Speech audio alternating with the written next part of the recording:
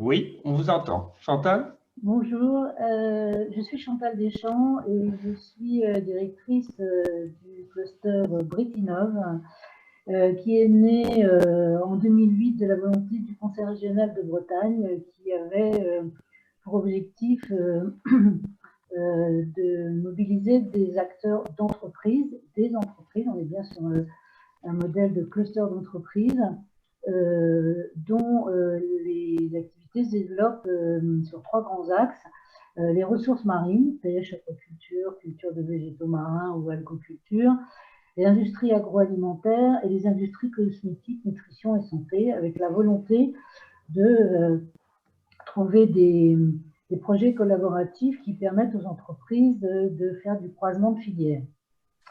La rencontre des fondateurs d'Algolesco, qui est l'entreprise que nous accompagnons aujourd'hui et qui vous présentera son activité juste après moi, s'est réalisée dans le cadre des activités du cluster et plus particulièrement des travaux menés entre 2009 et 2012 sur une thématique bien particulière qui était le développement de l'économie de l'algue en Bretagne.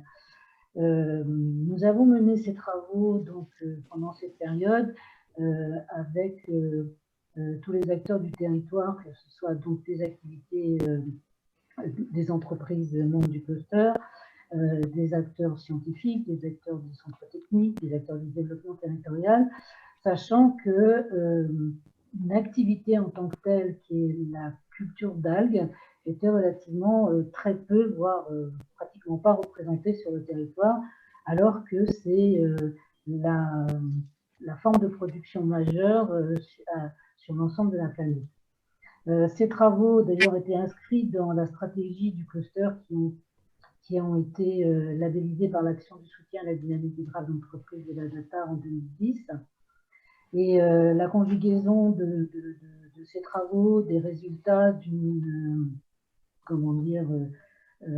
étude internationale que nous avons menée et puis des évolutions réglementaires que nous avons permis de faire avancer, ont abouti à un programme de développement économique territorial qui s'appelle BRESAG et qui concerne l'ensemble du territoire et des acteurs potentiels dans le secteur dans cette filière d'activité. Aujourd'hui, l'entreprise Algolesco est le chef de file de cette activité sur le territoire. C'est la première ferme marine européenne et elle a permis en fait de mettre sur pied à la fois une entreprise de premier plan, mais aussi d'ouvrir à de nouveaux métiers, à des innovations technologiques, à des innovations scientifiques, et en tout cas de faire apparaître le territoire de la Bretagne comme un territoire fer de lance de cette activité au niveau européen. Je ne vais pas parler plus longtemps et je vais laisser la parole à Timothée. Oui, bonjour. Vous m'entendez bien? Oui. Super. Bonjour à toutes et à tous. Merci déjà de nous laisser la parole et le fait de nous présenter. Donc, Algolesco, merci Chantal. Oui, la société a été créée en fin 2013, portée par des fonds essentiellement privés depuis le début.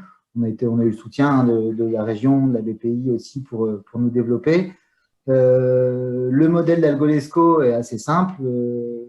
On dispose de 350 hectares de concessions marines, donc pour la production d'algues. Nous sommes basés dans le Finistère Sud, à l'Esconil, l'Octudie. Nos champs sont à côté de l'Esconil pour les premiers 150 hectares que nous exploitons historiquement depuis le début. Donc voilà, donc un modèle créé sur de l'espace en mer pour être capable de produire une biomasse de qualité, en l'occurrence des algues. Voilà, donc comme Chantal le disait, on a la chance d'avoir un territoire qui est large pour répondre à ce secteur qui, vous verrez un petit peu après, a de la demande très diversifiée. Voilà. Alors en fait, juste pour vous représenter un peu notre activité, nos quotidiens, notre organisation, elle est tournée autour de trois gros métiers, on va dire. Le premier, c'est les closeries. Donc, c'est le fait de, forcément, avec les surfaces qu'on a, on doit être en mesure de maîtriser nos semences. Maîtriser sa semence, dans les algues, c'est assez vertueux, c'est le côté sympathique du métier, dans le sens où les géniteurs sont présents là où on travaille, où on exploite. Et les géniteurs, on va les récupérer au moment où ils sont fertiles pour récupérer les spores, la semence, et après un passage en écloserie, relibérer ces semences qui se transforment en plantules, donc, dans leur milieu naturel à nouveau. Voilà, donc cette partie-là, ça a été un gros boulot pour nous aussi, dans le sens où on peut aller très loin en biologie, on peut aller très loin en recherche. Forcément, mettre la semence, c'est essentiel quand on a des surfaces comme celle-ci, pour être capable de déployer la culture au bon moment, en fonction des fenêtres météo, de la semence en effet fertile, et avoir tous les moyens techniques autour pour être capable de déployer les surfaces. Ensuite, on a une partie culture en tant que telle, et là aussi, c'est un métier à part entière, dans le sens où on est sur des sites exposés. Je vais parler que de l'Esconil aujourd'hui, qu'on exploite depuis le plus longtemps. Il y a 20 mètres de colonne d'eau, on est sur un site qui est ouvert.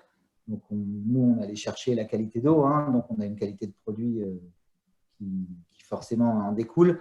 Mais c'est vrai qu'on a des contraintes aussi techniques pour tenir en fait les supports de culture en mer, notamment pendant la période de pousse qui est pendant l'hiver, pour arranger le tout.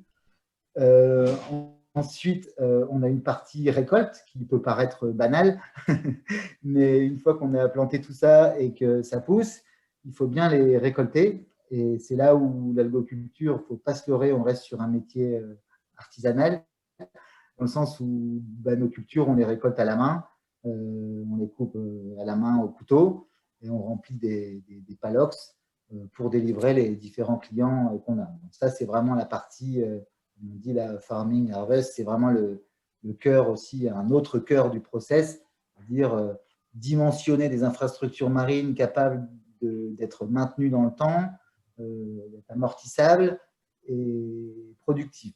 Voilà. Et avec des techniques associées de récolte, et on fait passer à la phase d'après de comment stabiliser le produit pour servir le marché.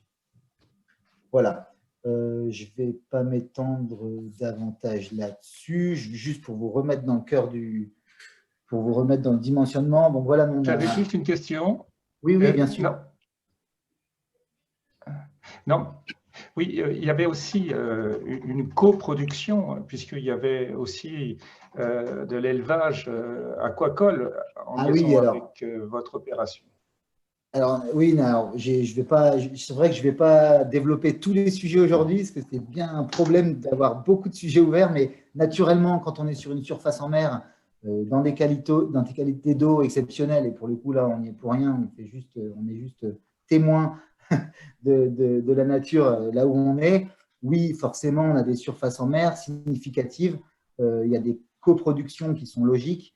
On a des dossiers ouverts sur les huîtres, sur la production de moules, l'ormeau. Voilà, on a 25 hectares en fait sur les 150 hectares de l'Esconil, où on a beaucoup de R&D et de développement dans ce sens. Et c'est vrai qu'on a eu la chance. Merci beaucoup. On a eu la chance de profiter de l'année dernière, on a fait des essais aussi, et c'est vrai qu'on a pu tester la capacité biologique du site, qui a répondu très bien, notamment pour les huîtres, où on a eu des taux de chair et des qualités de produits qui étaient intéressants. Et toujours avec cette spécificité du coin, qui est le goût de la haute mer. Parfait. Chantal, juste quelques mots de conclusion. Oui.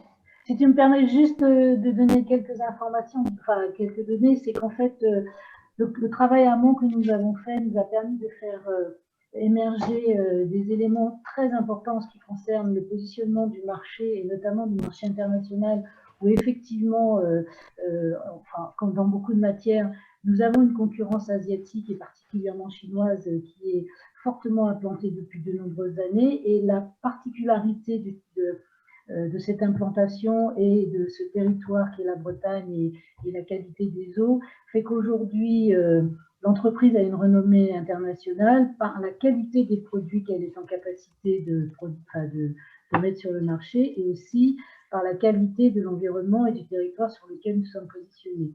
Et des acteurs étrangers, notamment des acteurs chinois et japonais, s'intéressent de très très près à ces travaux et s'intéressent de très très près aux produits qui sont aujourd'hui mis sur le marché, que ce soit des algues et bien évidemment d'autres produits, comme le disait Timothée, dans le cadre de ce qu'on appelle des cultures en AMTI, c'est-à-dire de la polyculture, où sur un même espace, on va pouvoir produire des coquillages, des végétaux et éventuellement un jour, on espère tous, des poissons. Voilà.